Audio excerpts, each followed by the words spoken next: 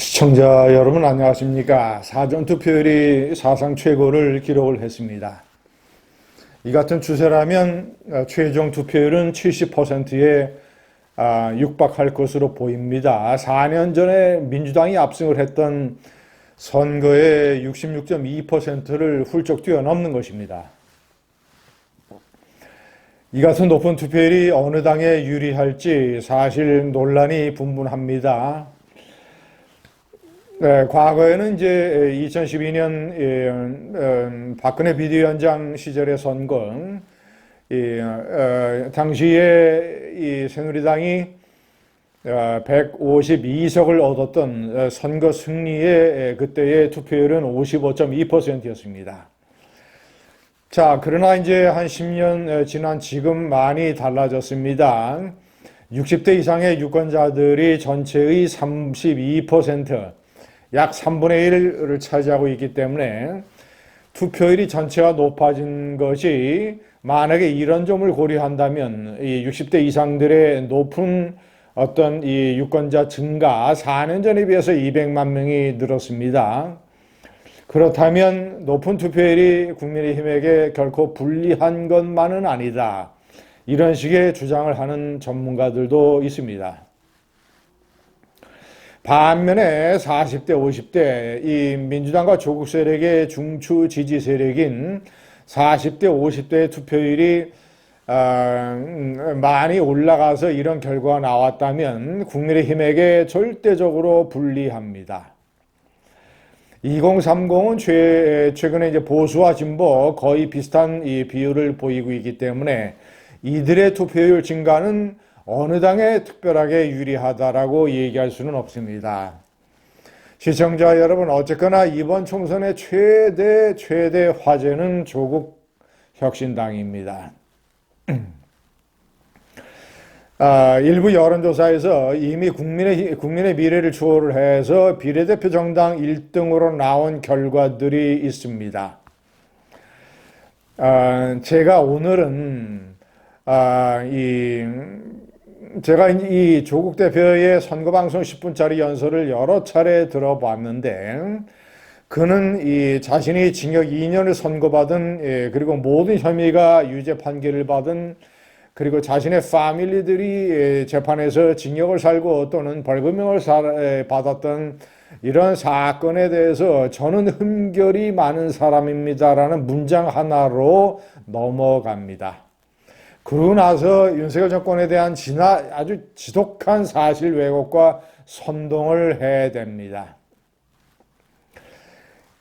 국민의 분노를 자아냈던 범죄자가 정당의 대표가 돼서 선거 연설을 하면서 막대한 후원금을 받아들이고 그리고 그러면서 이 정권을 지독하게 매도 공격 선동해대는 이런 현실.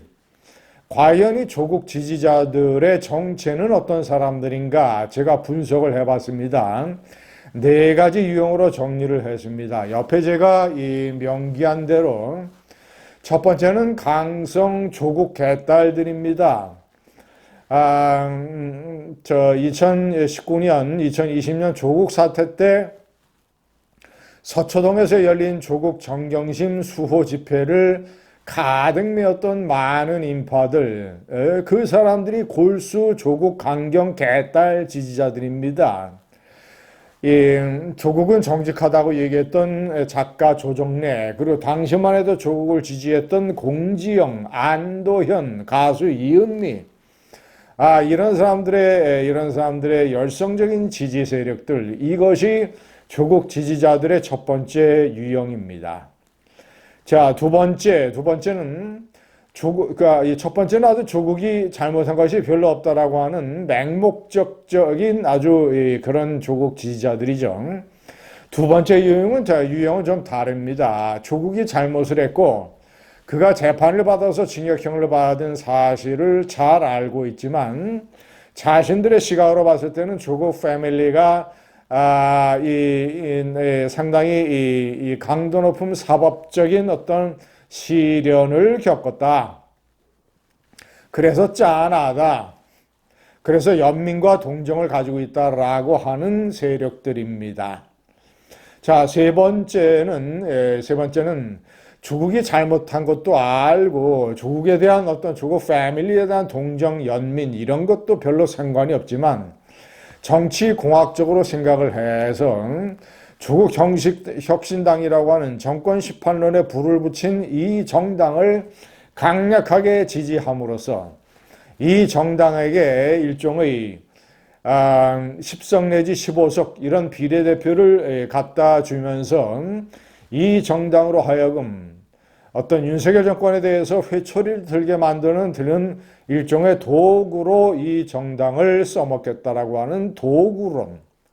이것이 세 번째 유형의 사람들입니다. 네 번째는 그도저도 이런 어떤 정치적인 가치나 도덕적인 분별력 또는 뭐 이런 정치공학적인 의미 이런 것을 다 떠나서 그저 조국과 조국 패밀리와 조국 혁신당이 보여주고 있는 일종의 엔터테인먼트성. 시청자 여러분, 이 디지털 사회에 그리고 이 글로벌 SNS 사회에 정치는 그 엔터테인먼트성, 재밌는 것, 예능성 이런 것들이 상당히 중요한 요소가 되어 버렸습니다.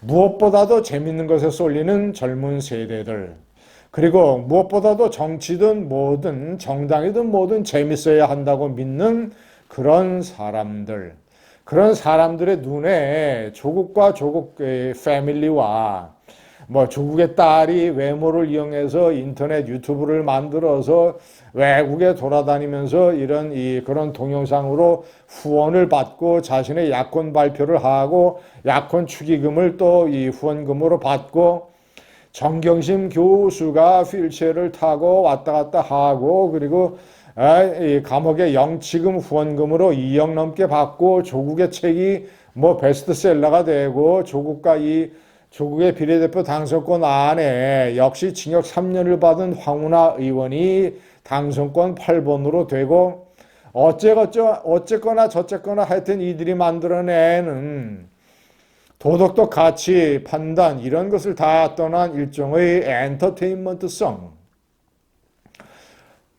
조국이 뭐 한동훈 특검법을 만들겠다 이 개헌을 해서 노회찬의 제7공화국 개헌론을 끄집어내서 윤석열 대통령의 임기를 조기에 종식시키겠다. 이런 어떤 매도와 악랄한 비판 이런 것들이 다 가미돼서 아주 뾰족한 날카로운 윤석열 대통령에 대해서 특히 비판적인 세력에게 굉장한 엔터테인먼트성으로 다가서는 이런 세태. 하여튼 정치는 재밌어야 된다라고 생각을 하는 이런 세태. 이런 세태에 제가 옆에 이 명기한 네 가지 유형이 어우러져서 조국 혁신당 돌풍이라고 하는 이번 총선의 최대 화제거리가 만들어졌습니다. 아마 이것이 투표일까지 식지 않을 겁니다.